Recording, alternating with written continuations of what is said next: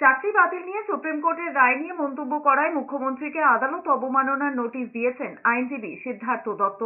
চাকরিহারাদের নিয়ে সুপ্রিম কোর্টের রায়কে প্রকাশ্যে অগ্রাহ্য করেছেন মুখ্যমন্ত্রী মমতা বন্দ্যোপাধ্যায়। আত্মদীপ নামে এক স্বেচ্ছাসেবী সংস্থার তরফে এমনই অভিযোগ এনেছেন আইনজীবী।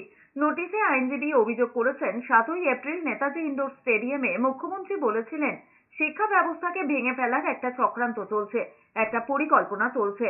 তার আরো বক্তব্য, কারো চাকরি কারার অধিকার নেই, ABCDE প্ল্যান রেডি রয়েছে। আইনজীবীর বক্তব্য, মুখ্যমন্ত্রীর এমন বক্তব্য সরাসরি সুপ্রিম কোর্টকে চ্যালেঞ্জ করা। আইনজীবী সিদ্ধার্থ দত্তর দাবি, সংবিধান বিরোধী কথা বলেছেন মমতা বন্দ্যোপাধ্যায়, এটা আদালত অবমাননার শামিল। নোটিশে আইনজীবী বলেছেন, সুপ্রিম কোর্টকে অবমাননার জন্য মুখ্যমন্ত্রীকে ক্ষমা চাইতে হবে এবং আদালত নির্দেশিত রায় কার্যকর করতে হবে। এ ব্যাপারে যে বিভ্রান্তি তৈরি হয়েছে তা দূর করতে হবে।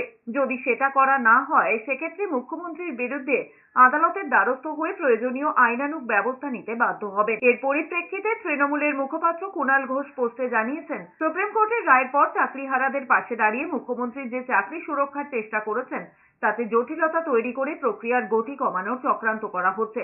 তার দাবি, মুখ্যমন্ত্রী বিচার ব্যবস্থার ওপর আস্থা রাখেন, কিন্তু কোনো রায় ন্যায় বিচার না হলে, বহু মানুষের ক্ষতি হলে সেই অংশ নিয়ে দ্বিমত পোষণ করে পুনর্বিবেচনার কথা বলা আদালত অবমাননা নয়।